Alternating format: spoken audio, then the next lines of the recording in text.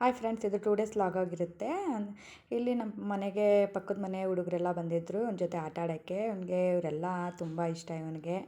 ಹಂಗಾಗಿ ಕರಿತಾ ಇರ್ತಾನೆ. ಹಾಗಾಗಿ ಅವ್ರಿಗೂ ರಜೆ ಇತ್ತಲ್ಲ ಮಕ್ಕಳಿಗೆ, ಅದಕ್ಕೋಸ್ಕರ ಬರ್ತಾನೆ ಇರ್ತಾರೆ ಡೈಲಿ ಆಟ ಆಡ್ಸೋಕ್ಕೆ. ಅವ್ರು ಆಟ ಆಡಿಸೋ ಅಷ್ಟರಲ್ಲಿ ನಾನು ಸ್ವಲ್ಪ ಅಡುಗೆ ಮಾಡ್ಕೊಬಿಡ್ತೀನಿ. ಅದಂತೂ ನನಗೆ ಒಳ್ಳೆ ಬೆನಿಫಿಟ್ ಅಂತಲೇ ಹೇಳ್ಬೋದು.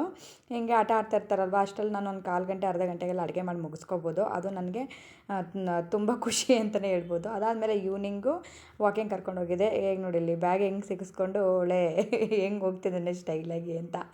ಅದಾದಮೇಲೆ ಮತ್ತೆ ಈವ್ನಿಂಗ್ ಎಲ್ಲ ಬಂದು ಬ್ರೆಡ್ ರೋಸ್ಟ್ ಮಾಡಿ ಸ್ವಲ್ಪ ತುಪ್ಪ ಎಲ್ಲ ಹಾಕಿದ್ದೆ ನನ್ನ ಮಗನೂ ತಿನ್ನಲಿ ಅಂತ.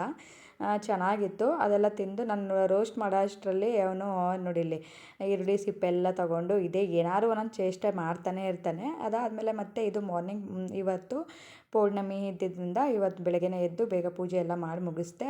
ನನ್ನ ಮಗ ಇನ್ನೂ ಕೂಡ ಮಲಗಿದ್ದ.